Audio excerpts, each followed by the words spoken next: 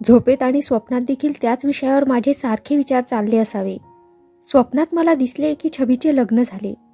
लग्न झाल्यानंतर काही दिवसांनी त्या उभयतांचे भांडण होऊन त्यांनी काडीमोड केली. छबीनेही त्या काडीमोडीनंतर दुसरे लग्न केले. त्यांच्या जातीत असा एक प्रकारे नवरा असताना त्याच्याशी काडीमोड केल्यानंतर दुसरे लग्न करण्याची रूढी असल्यामुळे कुणालाच त्याचे काही वाटले नाही. मला मात्र त्या बातमीमुळे धक्का बसला. माझी जिवलग मैत्रीण छबी एक नवरा असताना दुसरे लग्न करते याबद्दल आजूबाजूच्या लोकांनी माझा प्रत्यक्ष संबंध नसताही माझी टवाळी करण्यास सुरुवात केली. अर्थातच ते माझ्या मनाला लागू लागले. मी छबीला जाऊन विचारले. माझ्या पहिल्याच प्रश्नासरशी अचानक तिने माझ्या थोबाडीत लगावली आणि त्याच वेळी मी जागी झाले. माझ्या बिछाण्याशेजारी असलेल्या कपाटातून दादा काही पुस्तके काढीत होता. त्याच्या हातून एक पुस्तक निसटले व ते माझ्या गालावर पडले. दादा म्हणाला, कॉलेजात गेल्यापासून तू किती आळशी झालीस गोदे. 8 वाजून गेले तरी अजून झोपा काढते आहेस. हीच का तुझ्या फर्ग्युसन कॉलेजची शिस्त? अंगावरचे पांघरून फेकून मी उठून बसून म्हणाले, आमचं आपलं गावठी कॉलेज, तिथं कसली आली आहे शिस्त? तुझ्या कॉलेजसारखे कडक शिस्तीचे पादरी प्रोफेसर कुठं आहेत आमच्या कॉलेजात? आमचं आपलं हे असंच चालायचं. माझे भाषण संपण्यापूर्वीच दादा निघून गेला होता. मला स्वप्नाची आठवण झाली. हे स्वप्न खरे तर होणार नाही अशी अंधुक कल्पना मनात येऊ लागली. स्वप्नांवर माझा विश्वास नव्हता खरा, पण या स्वप्नात काही तथ्य होते. स्वप्नात दिसते त्यांच्या उलट घडून येते असे म्हणतात, तसे तर होणार नाही ना?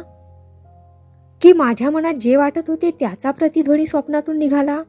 कसेही हो, पण बिचारीचे कल्याण हो अशी भावना मनात धरून मी क्षणभर देवाची करुणा भाकली आणि तो विषय मनातून दूर सारला.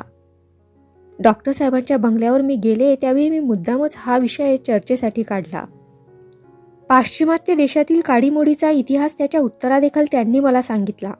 ते म्हणाले, आपल्याकडे देखील काडीमोडीला शास्त्रातून आधार आहेत. नवरा परागंदा झाला, संन्यासी झाला, पुरुषत्वहीन ठरला किंवा धर्मभ्रष्ट झाला तर कुणाही स्त्रीला पुन्हा लग्न करण्याची शास्त्रांनी परवानगी दिली आहे. या प्रश्नासंबंधी निरनिराळ्या स्मृतीतून असलेले आधार गोळा केले तर त्यातून 14 बाबी निघतात.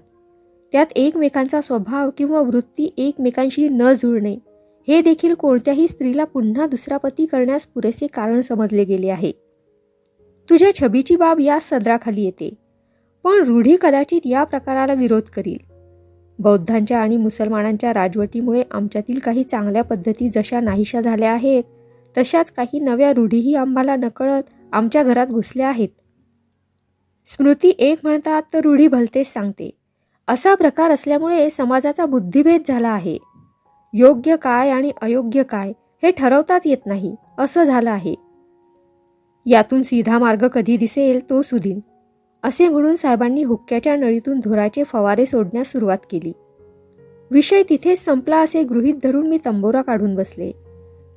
चित्त ठिकाणावर नव्हते खरे, तरीही बुवा सांगतील ते स्वर कसे तरी घेण्याचा मी प्रयत्न करीत होते. माझी तारांबळ बुवांच्या ध्यानात आली. ते म्हणाले, हे पहा गोदूताई, आज तालमीकडे तुझं लक्ष दिसत नाही. डोकं कुठंतरी भ्रमण करता आहे असं वाटतं. तुझं चित्त जर ठिकाणावर नाही तर उगाच मला उरफोड कशाला करायला लावतेस? मी भानावर आले. सुट्टीचे दिवस थोडे राहिले होते. गायनाच्या शिक्षणाच्या दृष्टीने एक एक दिवस मोलाचा होता. पुढल्या सुट्टीत बुवांची भेट होईल की काय याची सुद्धा शंका होती. मी सर्व विचार बाजूला सारले, बुवांची क्षमा मागितली आणि लक्षपूर्वक तालीम घेण्यास सुरुवात केली. सुट्टीच्या राहिलेल्या थोड्या दिवसात गायनावरच भर देण्याचा मी निश्चय केला आणि त्या अनुरोधाने इतर सर्व उपद्व्याप बाजूला टाकले. सुट्टी संपण्यापूर्वी एकदा बनीची आणि छबीची भेट घेतली. मधल्या मुदतीत मी त्यांना मुळीच भेटत नव्हते असे नाही, तशी आठवड्यातून 1-2 वेळ आमची भेट होत असे. पण यावेळी भेट घेतली ती मन मोकळं करून बोलण्यासाठी. भेट होईल किंवा नाही याची सारखी शंका वाटत होती, म्हणून दोघांनीही एकदा मन मोकळे करून पोटभर बोलून घेतले. त्या बोलण्यातून काही निष्पन्न होणार होते असे नाही, नुसते माझ्या मनावरचे ओझे मात्र हलके करून घेतले एवढेच. सुट्टी संपल्यावर पुण्याला आले. कॉलेजचा कार्यक्रम पूर्ववत सुरू झाला. तीच खोली, तेच जेवण, तीच पंगत, तोच अभ्यास, तीच टेकडी, तोच पूल, सर्व काही पूर्वीप्रमाणे होते. पण टवाळ्या कुटाळक्याचे प्रमाण मात्र बरेच कमी झाले होते. वऱ्हाडी काकांशी बोलण्यात मंजुळा आता मुळीच संकोच करीत नव्हती. त्या उघड बोलण्या चालण्याचा विपर्यास करण्याचे काम पडद्याआडून चालले होतेच. मात्र त्यात एक चमत्कार झाला होता. गेल्या टर्ममध्ये आमची टवाळी करण्यात पुढारी असणारा नाना या टर्मला अगदीच बदलला होता. आमच्याशी तो अनपेक्षितपणे सालसपणाने वागत असे. मंजुळा आणि मी रस्त्यात भेटलो तर हसत मुखाने आम्हाला नमस्कार करून शिळोप्याच्या गोष्टी भर रस्त्यात बोलण्या इतका धीटपणा त्याच्या अंगी आला होता. पूर्वी तो आमची थट्टा करीत असे, पण बाकीचे विद्यार्थी आता उलट त्याचीच थट्टा करू लागले. जितक्या निर्लज्जपणाने पूर्वी तो आमची टवाळी करीत असे, तितक्याच निर्लज्जपणाने तो आता त्यांच्या टवाळीबद्दल बेफिकीर राहत असे. मला या गोष्टीचे राहून राहून आश्चर्य वाटे. नुसती प्रिन्सिपल साहेबांनी कान उघडणी केल्यामुळे त्याच्यात हे स्थित्यंतर झाले असे गृहीत धरण्याइतकी मी भाबडी नव्हते. या त्याच्या वर्तनाच्या मुळाशी काहीतरी प्रचंड हेतू आहे हे मला उघड उघड दिसत होते. मंजुळेला सुद्धा नानाच्या या स्थित्यंतराचे कारण उकलता येईना. ती म्हणाली, मला वाटते यात त्याचा काहीतरी खोल उद्देश आहे. अंतःकरणाच्या मुळाशी सुडाची कल्पना आहे. प्रिन्सिपल पुराणमतवादी आहेत या कल्पनेने तो आमच्यावर नसती बालंट घेत होता खरा, पण प्रिन्सिपल साहेबांनी त्या कामी त्याला तोंडघशी पाडले. पश्चाताप होण्याइतका चांगुलपणा या टवाळखोर पोराच्या अंगी असेल अशी कल्पना सुद्धा करवत नाही. खरं पाहिलं तर तशी परिस्थिती उत्पन्न झाली नाही. प्रिन्सिपल साहेबांनी काही त्याची कानउघाडणी केली नाही. तशी चांगली कसून कानउघाडणी केली असती, मुद्देसूद त्याचा अपराध त्याच्या पदरात घातला असता तर कदाचित त्याला पश्चाताप झाला असता. पण प्रिन्सिपल साहेबांनी तसं काहीच केलं नाही. थोडीशी तंबी दिली खरी, पण तीही अगदी मिळमिळीत. उत्तेजन दिलं असं वाटण्या इतकी मिळमिळीत. शिस्तीच्या दृष्टीनं त्यांनी नुसतं आपलं कर्तव्य बजावलं. विषयाचं मूळच जिथं त्यांना पटलं नाही तिथं नानाला तंबी देण्या इतका जोर त्यांच्या वाणीत येईल तरी कुठून. म्हणूनच मला वाटतं की या त्याच्या चांगुलपणाच्या मुळाशी सुडाची कल्पना असली पाहिजे. मंजुळीची ही विचारसरणी मला पटली. नानाच्या वृत्तीतच इतका फरक झाला होता. काल जाणून बुजून दुष्टपणा करणारा माणूस काही कारण नसता आज इतका सज्जन का व्हावा. त्याने कितीही चांगुलपणा दाखवला तरी त्याच्याशी वागताना चांगलीच सावधगिरी ठेवण्याचा मी निश्चय केला. पण गौरीने आमचे डोळे उघडून दिले. आमचा अंदाज काही अगदीच चुकला नव्हता, पण गौरीच्या अंदाजाप्रमाणे आमच्या अंदाजाला निराळे स्वरूप आल्याचे दिसून येत होते. तिच्या सांगण्यात माझ्याविषयी कळकळ होती असे नाही. नानाविषयी मी सावध राहावे म्हणून तिने ही धोक्याची सूचनाही दिली नव्हती. तिला माझी टवाळी करायची होती, पण ती टवाळीच मला दिशादर्शक झाली. तिनं विषय काढला तो पंक्तीवर. त्यावेळच्या तिच्या भाषणात देखील माझ्याविषयी मोठीशी सहानुभूती नव्हती. गौरी म्हणाली, कसं काय गोदूताई, तुम्ही लहानपणी चिपळूणलाच होता ना? मी होय म्हणताच तिने पुढे बोलावयास प्रारंभ केला. असं का? मग चिपळूणची हवा तुम्हाला मानवणार यात शंकाच नाही. पुन्हा चिपळूणला जाऊन राहावं असं साहजिकच तुम्हाला वाटणार. बालपणी ज्या गावचा लळा लागतो त्या गावाकडे मोठ्या वयात साहजिकच मन ओढ घेतं. माझे बाबा हल्ली धुळ्याला असतात, पण धुळ्याकडे काही माझा ओढा नाही. सारं बालपण गेलं साताऱ्याला, तेव्हा साहजिकच वाटतं की सासर मिळावं ते साताऱ्याचंच. आता या सुट्टीत धुळ्याला गेले की मी बाबांना सांगणारच आहे की माझ्यासाठी साताऱ्याचं स्थळ शोधा म्हणून. तुला चिपळूणचा ओढा वाटतो याचं मला मुळीच आश्चर्य वाटत नाही. बोलत असताना ती शेजारच्या मुलीकडे पाहून डोळे मिचकावीत होती. ती मुलगीही मिस्किलपणानं मधून मधून गालातल्या गालात हसत होती. यात काहीतरी कुटाळी आहे असा तिच्या खट्याळ भाषणावरून मला संशय येत होता खरा, पण तिने हा बाण कुठल्या मर्मावर योजला होता याचा मला कयास करता येईना. मी काहीच बोलत नाही असे पाहून ती आश्चर्यचकित झाल्याचा आव आणून म्हणाली, एवढं सुद्धा का कळत नाही की मुद्दामच सोंग आणता आहात गोदूताई? अगदी मनोमन सारं जुळलं आहे हे खुद्द त्यानंच मला सांगितलं. मी काहीतरी प्रश्न विचारावा म्हणून ती मुद्दाम थांबली खरी, पण मी तिची निराशा केली. माझ्याकडून प्रश्नाची सुरुवात होत नाही असे पाहून ती म्हणाली, कुठल्या त्यानं म्हणून नाही विचारलं? मीच वेडी. कुठल्या गोष्टी विचाराव्या आणि कुठल्या विचारू नये हे कळण्या इतकी मला जर बुद्धी असती तर साऱ्या मुंबई इलाख्यात मी पहिली नसते का आले. पण हा बायकांचा स्वभाव ना, चौकसपणा फार. तो टाकून देणं सर्वांनाच काही जमत नाही. त्यातून तोच माझ्याकडे बोलला आणि मूळ चिपळूणचा ओढा. मला तरी का खोटं वाटावं? त्यातून तुझ्यासारखं हे सुंदर रूप कोण नाही भाळणार. आम्ही आपल्या ह्या काळ्या सावळ्या नकट्या वाकड्या पुरुष माणसं रस्त्यानं गेली, नजरेला नजर गेली तरी छत्री आड करतात. आमच्यासारख्यांना पाहून कुणाला मूर्छा आली तर ती भीतीनं. प्रेमाची मूर्छा यायला तुझ्यासारखं सांडून राहिलेलं सौंदर्य असावं लागतं. असल्या सौंदर्याला चिपळूणचा नाना भाळला तर त्यात आश्चर्य कसलं. मी पुरुष असते तर प्रेमासाठी तुझे पायच धरले असते. साऱ्या जणी मोठमोठ्यानं हसल्या. हृदयातून राग सळसळून आला होता तरी मीही हसले. सर्वांची खात्री झाली की कळलेली बातमी बरोबर आहे. मंजुळा मात्र हसली नाही. खोलीत येताच ती रागारागाने मला म्हणाली, हे ग काय गोदे, असा गैरसमज कशाला वाढवतेस? त्यांना खरं नाही का वाटायचं ते? तितक्याच बेफिकीरपणाने मी म्हटले, वाटेल, काय बिघडलं त्यात? पण आधी मला सांग, मी खरोखरच का सुंदर आहे? सारा राग विसरून मंजुळा हसली आणि म्हणाली, शेवटी मूळ पदावर आलीस. गौरीनं म्हटलं ते काही खोटं नव्हे. स्त्री स्वभावाला उपाय नाही. तुझ्यावर आळ घेतला त्याचं तुला काहीच वाटलं नाही का? तर तिनं तुला सुंदर म्हटलं, फार सुंदर म्हटलं. ऐकलंस गोदे, तू खरोखरच सुंदर आहेस. साऱ्या कॉलेजातील सारी पोरं तुझ्या पायाशी लोळण घेतील इतकी तू सुंदर आहेस. खोटं कशाला? आरशात पहा म्हणजे तुझी खात्री होईल. तू म्हणशील की केस विंचरताना मी रोज आरशात पाहते, पण ते पाहणं खरं पाहणं नव्हे. पुरुषांच्या नजरेनं पहा किंवा एखाद्या कुरूप मुलीच्या नजरेनं पहा, म्हणजे तुला खरी नजर येईल. मी लगेच आरशात पाहिले आणि मंजुळने सांगितल्यावर हुकूम मला खरोखरच नजर आली. त्या अनुरोधाने मी विचार करू लागले आणि त्याबरोबरच माझ्या नजरेसमोर नवी सृष्टी उभी राहू लागली. गौरीच्या थट्टेमुळे कसला, बातमीमुळे माझ्या डोक्यात जो नवा प्रकाश पडला त्याच्यावर मी विचार करू लागले. नुसत्या विचाराने समाधान होण्याजोगे नव्हते. त्या विचारांच्या जोडीला प्रत्यंतर पाहिजे होते. आम्हा मुलींच्या गोटात जरी प्रत्यंतर मिळाले असते तरी ते एकतर्फीच झाले असते. केस विंचरण्याच्या वेळी मी रोज आरशात पाहत असे, नाही असे नाही. पण आज आरशात मला निराळे दृश्य दिसू लागले. माझा आरसा लहानच होता, जेमतेम चेहरा दिसण्यापुरता होता. तो आरसा लहान आहे असे त्या क्षणापर्यंत मला वाटले नव्हते. गौरीच्या भाषणामुळे मला तो आरसा लहान वाटू लागला. एखादा मोठा आरसा घ्यावा असे देखील माझ्या मनात येऊ लागले. पण त्याचबरोबर मी नवा मोठा आरसा आणला तर त्याच्यावर कोट्या करून बाकीच्या मुलींना करमणूक करण्याचे एक साधन करून दिल्यासारखे होईल असे मला वाटल्या वाचून राहिले नाही. मी त्या आरशात निरखून पाहू लागले. नव्या दृष्टीने पाहिलेल्या आरशातील त्या माझ्या प्रतिबिंबाकडे पाहताना मला अभिमान वाटला. मी नथ घालीत नसे, पण त्यामुळे आरशातील प्रतिबिंब विरुद्ध दिसत नव्हते. खरोखरच माझी खात्री झाली की मी सुंदर आहे. सौंदर्याची जाणीव यापूर्वी माझ्या हृदयात उत्पन्न झाली नव्हती.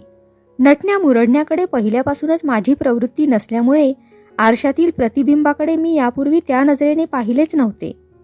आता मात्र मला वाटले की बाकीच्या मुलींची टीका काही खोटी नव्हती. कितीतरी वेळ आरशात दिसणाऱ्या त्या माझ्या चेहऱ्याकडे मी पाहत राहिले होते. ते प्रतिबिंब पाहण्यात मी इतकी तन्मय झाले होते की मंजुळा मागे येऊन उभी राहिली ते माझ्या मुळीच ध्यानी आले नाही. आरसा लहान असल्यामुळे आणि तो जमिनीवर लहानशा पेटीला टेकून तिरपा ठेवलेला असल्यामुळे मागे उभी राहिलेली मंजुळा मला दिसून आली नाही.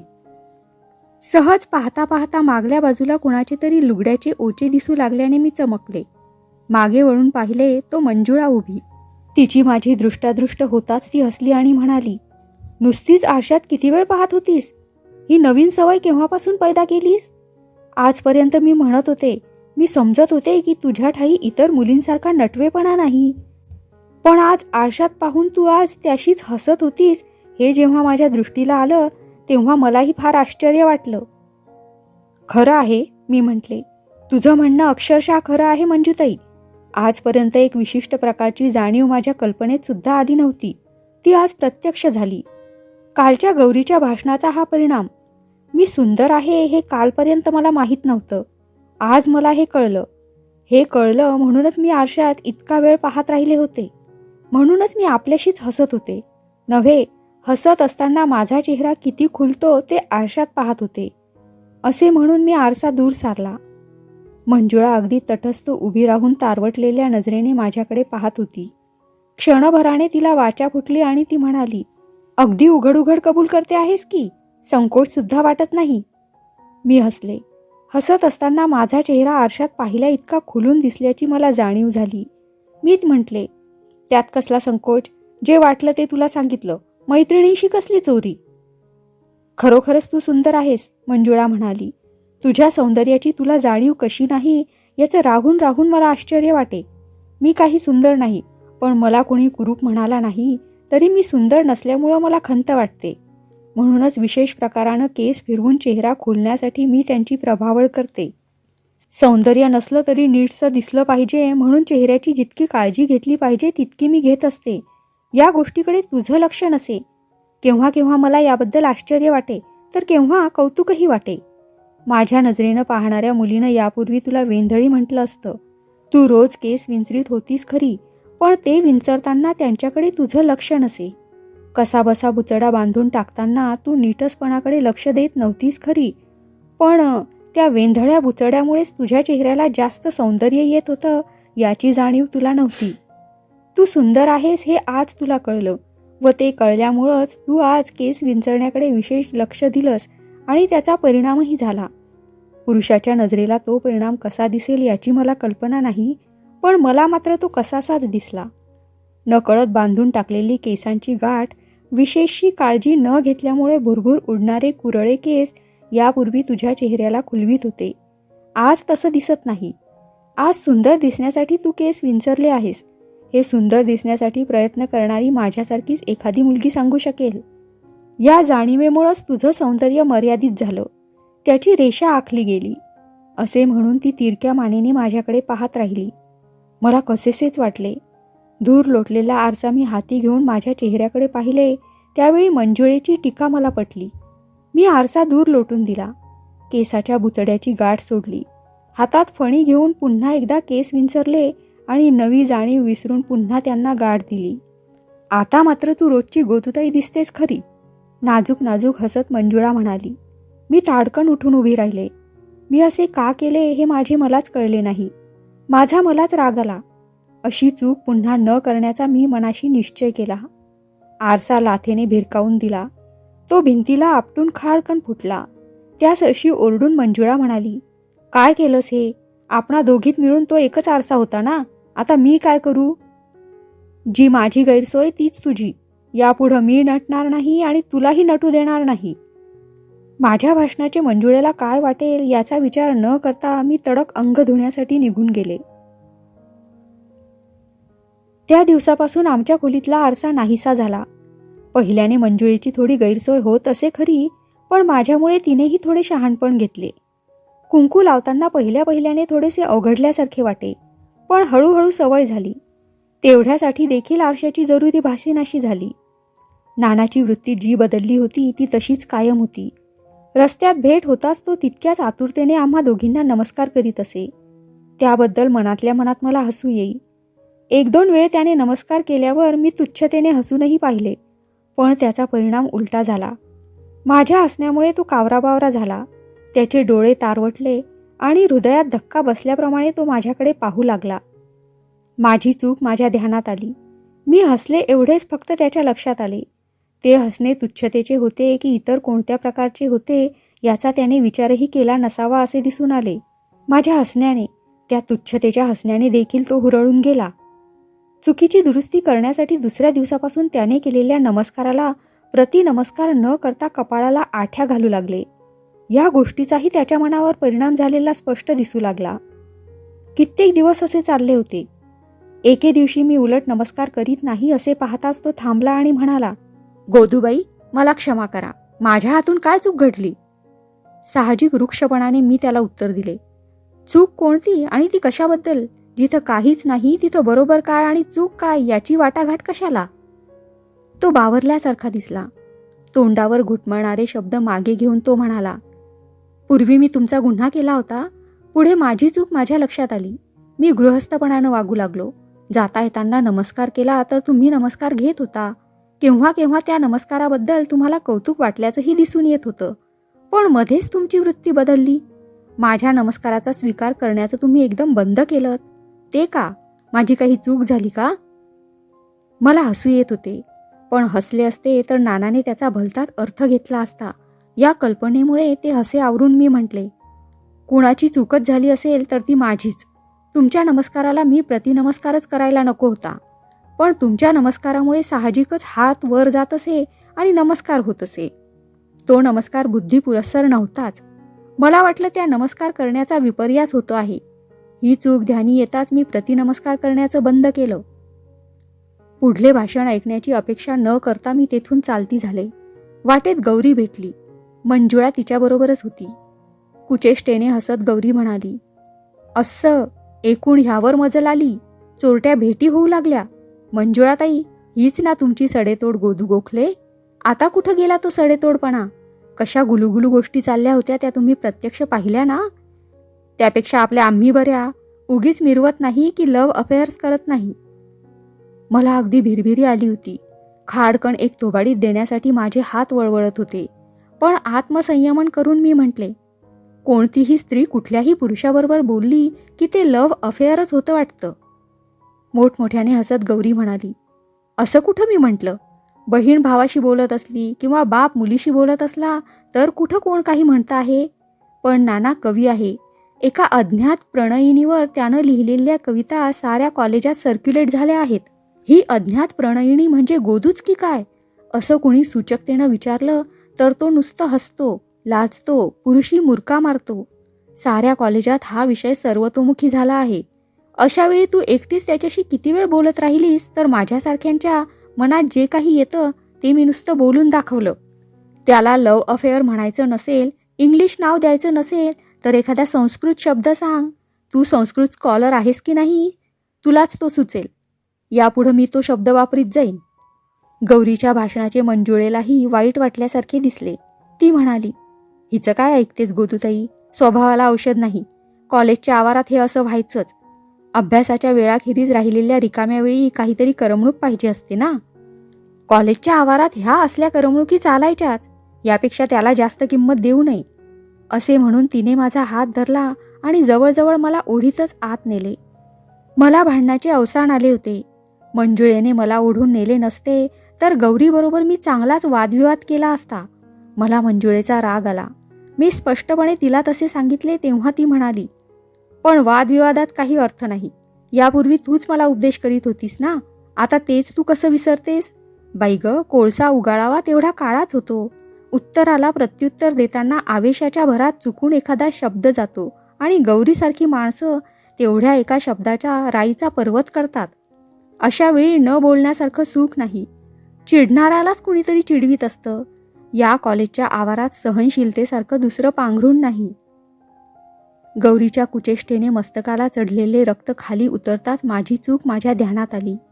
पुन्हा या विषयावर वादविवाद न करण्याचा आम्ही मनाशी निश्चय केला. दुसऱ्याला उपदेश करणारी मी, ती मीच अशा चुका करू लागले याचे माझे मलाच आश्चर्य वाटू लागले. विचाराअंती माझ्या स्वभावात काहीतरी फरक पडत आहे असे मला दिसून आले. वाढत्या वयामुळे असो किंवा परिस्थितीमुळे असो, होत असणारा फरक ताब्यात ठेवला पाहिजे याची जाणीव होऊ लागली. शक्य तेवढे करून मी गौरीच्या वाटेला जाण्याचे सोडून दिले. नानाच्या बाबतीतही मी तोच उपक्रम सुरू केला होता. तो समोरून येतो आहे असे दिसून आले की मी रस्ता बदलू लागले. पण माझ्या ह्या वर्तनाचाही विपर्यास होऊ लागला. गौरीच्या वाटेला मी जात नसे खरी, पण क्लासात तिला टाळणे शक्य नसे. क्लासात आम्ही मुली सर्वातील पुढच्या रांगेत असलेल्या एका बाजूच्या बाकावर बसत असू. त्यावेळी मला ऐकू जाईल इतक्या मोठ्याने या प्रकाराबद्दल चर्चा करून भलभलते कुतर्क काढण्याचा उपक्रम गौरीने सुरू केला होता. ती माझ्याच क्लासात होती, त्यामुळे तिला टाळणे मला शक्यच नव्हते. ती काहीही बोलली, तिच्या त्या बोलण्यामुळे कितीही चीड आली तरी त्या गोष्टीकडे दुर्लक्ष करायचे असेच मी ठरवले होते. याच प्रकारामुळे आत्मसंयमनाचे पहिले धडे मला घेता आले. कॉलेजच्या परिस्थितीत याच वेळी एकदम एक फरक घडून आला. विलायतेहून रँगलर होऊन आलेले आणि कॉलेजात काही दिवस प्रोफेसरीचे काम करीत असलेले एक प्रोफेसर एकदम प्रिन्सिपल झाले. ते वयाने अगदीच तरुण होते, अगदी पोरसौदा होते. जुन्या खोडांना टाकून एका तरुणाला एकदम प्रिन्सिपॉलची जागा दिल्यामुळे पुष्कळांना वैषम्य वाटत होते. कॉलेजात मुलामुलींमध्ये सुद्धा तो चर्चेचा विषय होऊन बसला होता. वाटाघाट करायला एवढा मोठा विषय मिळाल्यामुळे मुलांचे लक्ष काही दिवस माझ्यावरून दूर झाले. तेवढीच मला विश्रांती मिळाली. या सार्वजनिक चर्चेत मी कधीच भाग घेतला नाही.